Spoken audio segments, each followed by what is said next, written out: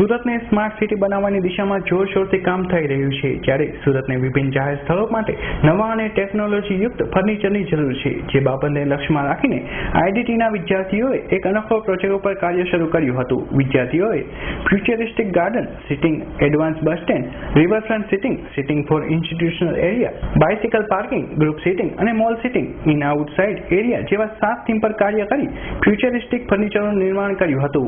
વિદ્યાર્થીઓ દ્વારા કરાયેલા આ આકર્ષક ફર્નિચરોના સેટને તૈયાર કરતા 3 મહિનાનો સમય લાગ્યો હતો અને સમગ્ર પ્રોજેક્ટમાં કુલ 7 ગ્રુપમાં 200 જેટલા વિદ્યાર્થીઓ સામેલ હતા. દરેક ગ્રુપને એક આર્કિટેક્ટના માર્ગદર્શન હેઠળ કાર્ય કરવાનું હતું. કુલ 8 જેટલા ખ્યાતનામ આર્કિટેક્ટ અને ઇન્ટિરિયર ડિઝાઇનરોએ આઈડીટીના વિદ્યાર્થીઓને માર્ગદર્શન પૂરું પાડ્યું હતું.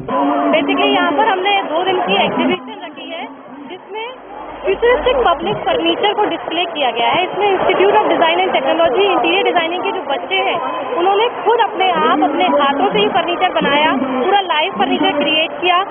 मेंटरशिप के अंडर कुछ रिनाउंड आर्किटेक्ट सूरत के हमारे साथ जुड़े, जिनके अंडर उन्होंने काम करके पूरा फर्नीचर रेडी किया.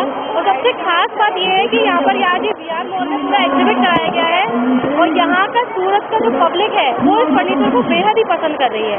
और इसके लिए हमने नयन मोंगिया, जो बहुत ही अच्छे क्रिकेटर हैं इंडियन टीम के, जिन्होंने इंडिया को बहुत फख्र किया, आज वो यहाँ पर आए हैं और उन्होंने बच्चों का प्रोत्साहन दिलाने के लिए, उनका काम को बढ़ावा देने के लिए यहाँ पर अवार्ड सेरेमनी में हमारे साथ हम बहुत बहुत धन्यवाद करते हैं. સતત 3 મહિનાથી ભારે મહેનત કરી ક્રિએટિવ ફર્નિચર બનાવનાર આઈડીટીના વિદ્યાર્થીઓનું શ્રી નયન મંગિયાના હસ્તે એવોર્ડ આપી વિદ્યાર્થીઓને સન્માનિત કરવામાં આવ્યા હતા. Bureau report.